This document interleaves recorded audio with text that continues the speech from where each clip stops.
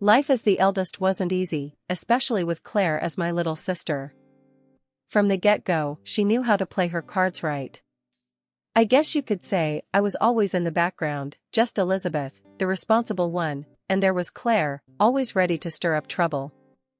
It was Dad's 40th birthday, and Mom had gone all out with the decorations and made his favorite cake, cherry-topped with thick vanilla frosting. The whole family buzzed with excitement, and relatives were spilling in and out, filling the house with laughter and chatter. I was busy helping Mom in the kitchen, while Claire was probably plotting her next mischief. "Liz, can you take this to the table?" Mom said, handing me a tray of appetizers. When I walked into the living room, my heart sank. The right side of the cake was a mess, cherry toppings missing and frosting smeared. And there was Claire, an innocent look plastered on her face. It didn't take a genius to figure out what happened, but before I could say a word, Claire pointed at me. "Liz did it. I saw her, Mom." I stood frozen, the accusation hitting me like a slap. "What?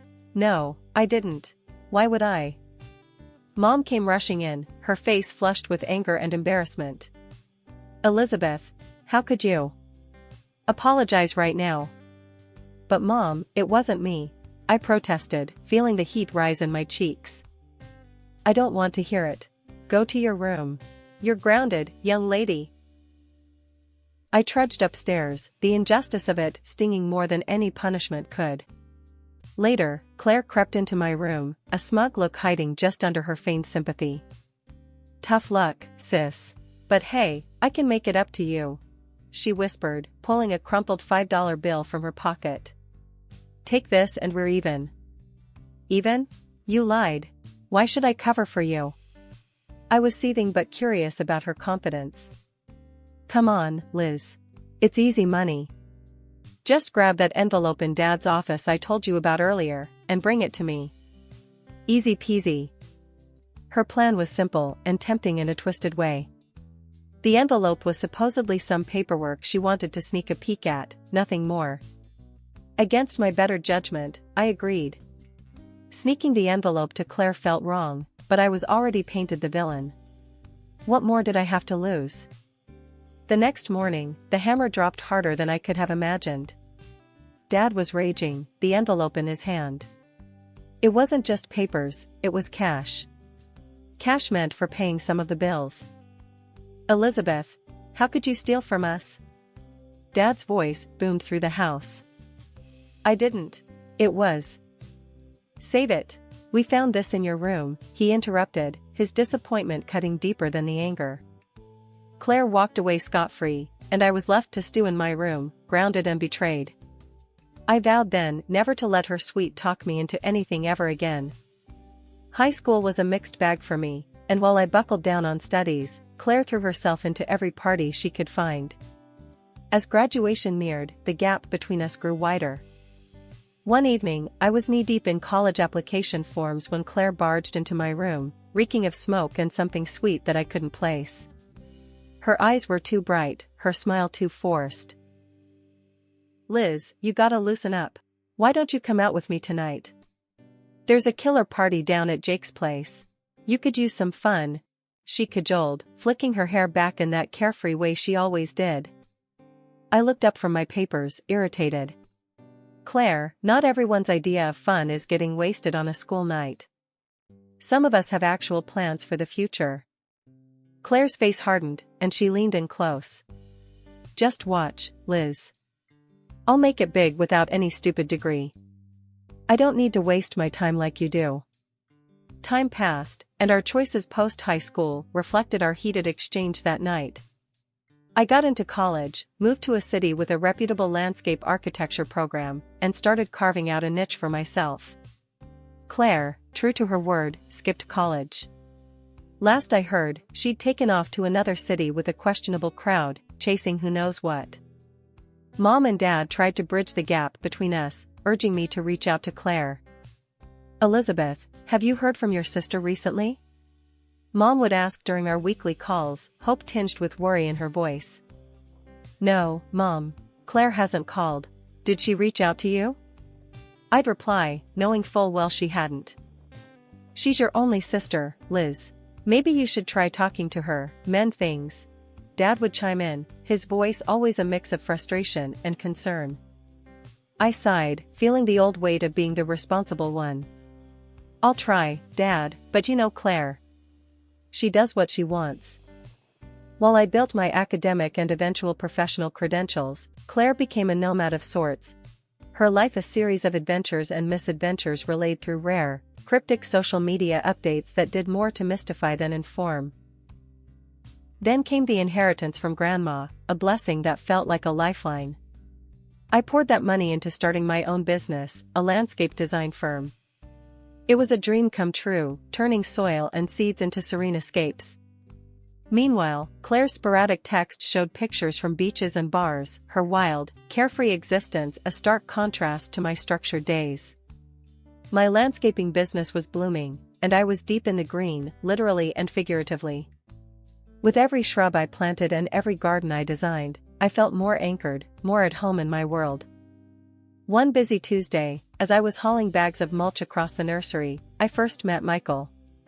He came in wearing a plain white tee and jeans, a resume in hand, looking every bit out of place among the flora. "Hi, are you Elizabeth? I'm Michael. Hear about the job?" His voice was clear, his handshake firm. "Yes, that's me. You're a bit early for your interview, but that's all right. Let's talk as we work. You can help me with these bags," I said, motioning towards the pile of mulch. We talked as we worked, his ease with physical labor apparent. He wasn't just some guy, he was someone who knew his way around a garden, his knowledge deep, not just fluff. His simplicity was refreshing. No airs about him, just a genuine love for the earth and what it could yield. By the time we finished setting up the new floral display, I was more than convinced about him. "You're hired, Michael. Can you start tomorrow?" His grin was as wide as the horizon. "Absolutely, wouldn't miss it for the world." Over the next few months, Michael became more than just an assistant. He was a confidant, a co-conspirator in all things green and growing. Our lunch breaks often turned into brainstorming sessions, or just times to laugh over spilled seeds or a particularly stubborn patch of earth. It was during one of these lunch breaks that things shifted. We were sitting on an old wooden bench, sharing a pizza. "You know, Liz, I've been thinking," Michael started, his tone a bit more serious than usual. "Yeah? What about?" "If it's about that weedy patch by the fence, I'm all ears," I joked, trying to keep things light. He chuckled, then turned to me, his eyes steady. "No, not that. About us. I mean, I like working here, with you. A lot. And I was wondering if you maybe feel the same?" His words hung in the air, mingled with the scent of pine and fresh earth. It was one of those moments, the kind where everything seems to pause. "Michael, yeah, I do. I really enjoy having you around too," I admitted, feeling a mix of nerves and excitement. "Good, that's good. So, do you think we could, go out sometime? Not as boss and employee, but just as us?" I laughed, more out of relief than anything. "I'd like that. Let's do it." "Great. It's a date then," he said, his smile making me feel like everything was just as it should be. A year later, we got married. It was a simple ceremony, just close friends and family in a small garden we both loved. Standing there with Michael, exchanging vows beneath the arch of blooming jasmine, I felt a sense of completeness. Just when you think you've got life somewhat figured out, it throws a curveball. Mine came in the form of an unexpected call from my mom. "Liz, guess who's back? Your sister Claire. She's here and wants to see you," Mom said, her voice a mix of excitement and nervousness. "We're having dinner tonight. You and Michael should come." That evening, Michael and I drove to my parents' house. The familiar landscape rolled by, but my stomach twisted with every mile closer to what felt like stepping back in time. Walking up to the door, Michael squeezed my hand. "You okay?" "Not really. But let's get this over with," I muttered, trying to plaster on a smile as we rang the bell. The door swung open, and there was Claire, as radiant and charming as ever, a stark contrast to the knot of anxiety I felt inside. Liz, look at you, all successful and married," Claire exclaimed, pulling me into a hug that felt more for show than out of affection. "And you must be Michael. I've heard so much about you." Dinner was a lavish affair. Mom had pulled out all the stops, and Dad was unusually quiet, watching the interactions with a hopeful eye. Claire was in full charm mode, laughing a little too loudly at Michael's jokes and keeping the conversation dangerously close to the topic of my business. "So, Liz, how's the business going? Must be good, huh? Working with all those fancy clients and big projects," Claire said, a gleam in her eye that I didn't trust. "It's going all right, lots of hard work as usual," I replied, playing down the details. "Oh come on, don't be modest. Mom told me you landed some big contracts." "That's amazing. You must be making a killing," she pushed, her curiosity poorly veiled. I shrugged, trying to steer the conversation away. "It pays the bills. So, what have you been up to, Claire?" "It's been years." "Oh, this and that.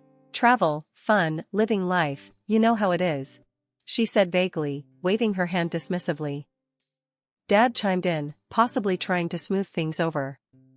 "Claire's thinking of settling down here, starting fresh. It's a good thing, having both my girls in the same town." I forced a smile, catching Michael's wary glance from across the table. The evening dragged on, with Claire's questions about my business becoming more pointed and persistent. I felt like I was being interviewed rather than catching up with family. As we said our goodbyes, Claire pulled me aside. "Really, Liz, if you ever need a hand or want to talk shop, just give me a call. Family should stick together, right?" Her words, meant to comfort, felt more like a warning. As Michael and I drove home, the silence in the car was heavy. "Heads up, Liz. I don't trust her. There's something off about how she was digging into the business details," Michael finally said, breaking the silence. "I know," I sighed, leaning back in my seat. "Something's not right. But we'll figure it out. We always do." The day I won the City Park tender was supposed to be the best day of my career.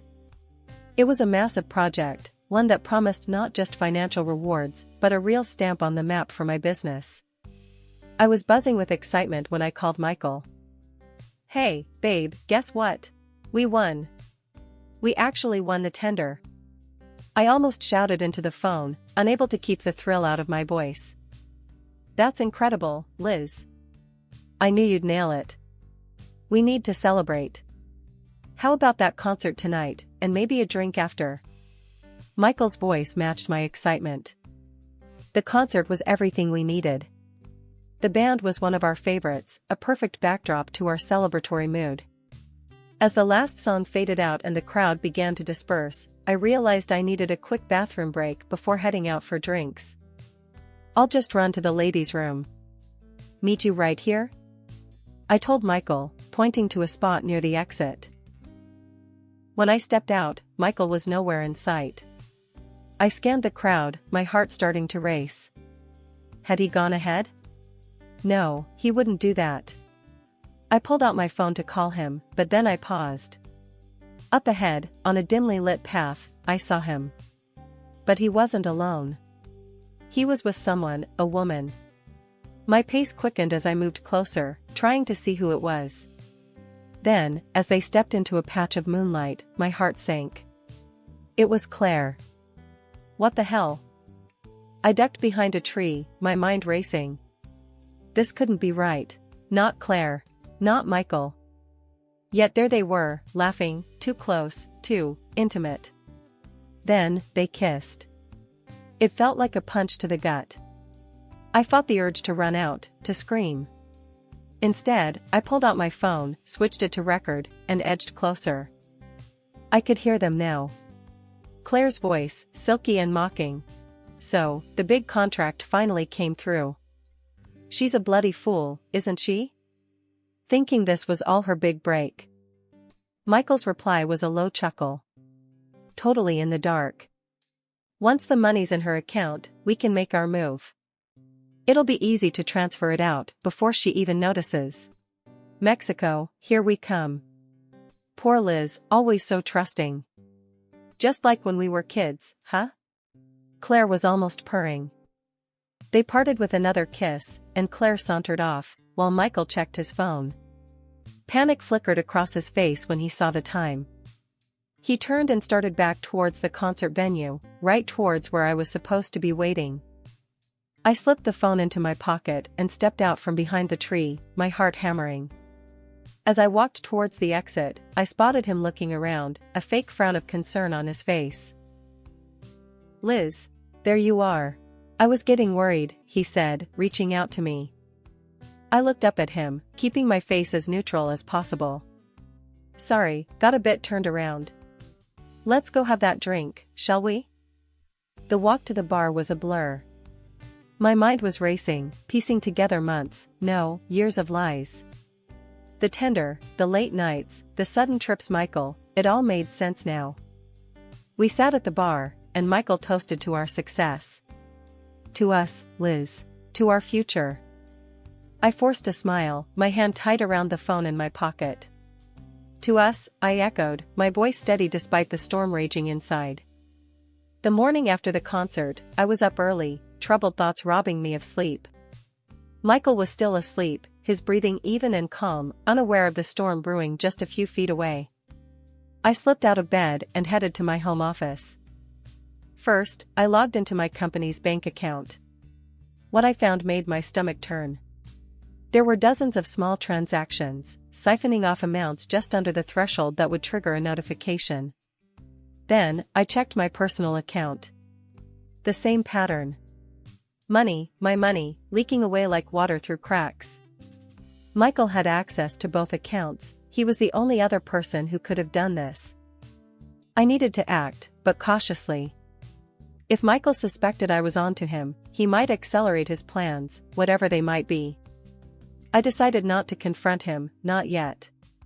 Instead, I phoned an old college friend who now worked as a forensic accountant. "Hey, Tom, it's Liz. I need a favor, a big one.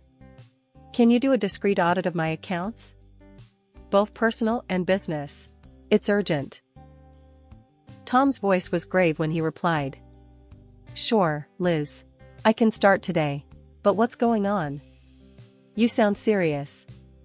"Just problems. I'll explain later. Thanks, Tom." I hung up and sat back, my mind racing. For the next 2 weeks, I had to keep up appearances. The thought of acting normal around Michael twisted my gut, but I had no choice. 2 days later, Tom called me with the preliminary results. "Liz, it's not looking good. There are irregularities all over the place. It's like someone's been consistently skimming off the top. You were right to be suspicious." Hearing it so plainly hit hard. "Can you compile everything? I might need it soon." "Of course. I'll get everything organized. Liz, be careful, okay?" I promised I would, hanging up with a heavy heart. A couple of days later, I received an email from Tom. Armed with the audit results and the damning recording, I knew it was time to bring in heavier reinforcements. My hands were shaking as I dialed Mark, a classmate from high school who had since become a cop. "Mark, it's Liz. Elizabeth Miller. I need help, and it's pretty serious." There was a pause on the line before he responded, his voice cautious but concerned. "Liz? What's going on? Are you okay?" I took a deep breath, steadying my nerves. "No, not really. I've uncovered something. It's a long story, but it involves fraud, my husband, and my sister. We agreed to meet at a quiet cafe away from prying eyes." I felt like a character in a bad crime drama as I laid out the documents and played the recording for him. Mark listened, his expression growing darker by the minute. "This is serious, Liz. Based on what you've shown me, and this recording, it's solid evidence. But catching them in the act would make it airtight. It could ensure they don't just wiggle out on a technicality." I nodded, the reality of the situation settling in. "What do you suggest?" "Keep things normal. Act like you don't suspect a thing. We need to catch them transferring the money or making a move against you. The next few days were a masterclass in acting. I smiled and nodded, played the doting wife, and the oblivious sister. I saw the looks Michael and Claire exchanged, loaded with secrets and plans. A week later, the payment for the City Park project hit my company's account. It was a large sum, the largest I'd ever handled. I called Mark right away. "It's in. The money's in the account. They're going to make their move soon," I said, trying to keep my voice steady. "Good. From now on, we'll monitor the accounts closely. If they make a move, we'll be ready." I watched Michael that evening, observed him fiddling with his phone, probably checking the account, plotting his next steps. Later, in bed, I lay awake, staring at the ceiling, listening to Michael's breathing. It was almost hard to believe that this man, the man I'd loved and trusted, was plotting against me. Meanwhile, Claire had orchestrated the farewell dinner under the pretense of celebrating a new chapter in her life. As I walked into my parents' house, the atmosphere was buoyant, almost surreal in its cheerfulness. "Liz, you made it." Claire greeted me with her typical flair, a wide grin plastered across her face.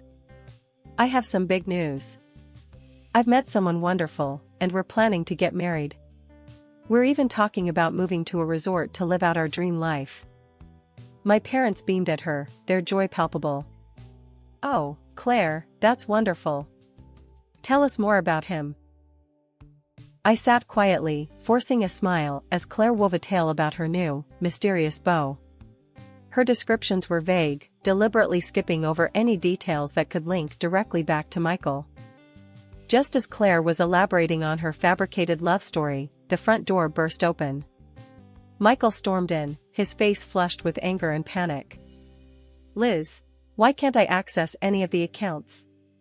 What the hell is going on?" he bellowed, his eyes wild. The room fell silent. My parents looked from Michael to me, confusion written all over their faces. Claire's facade slipped for a moment, revealing a flash of fear. I stood up, my voice calm but icy. "Because, Michael, I know everything. I know about your plans with Claire. About the money, about the lies." I pulled out my phone and hit play. The recording of their conversation under the dim lights of the park filled the room. Claire's scheming words, Michael's complicit laughter, it all echoed off the walls, stark and undeniable.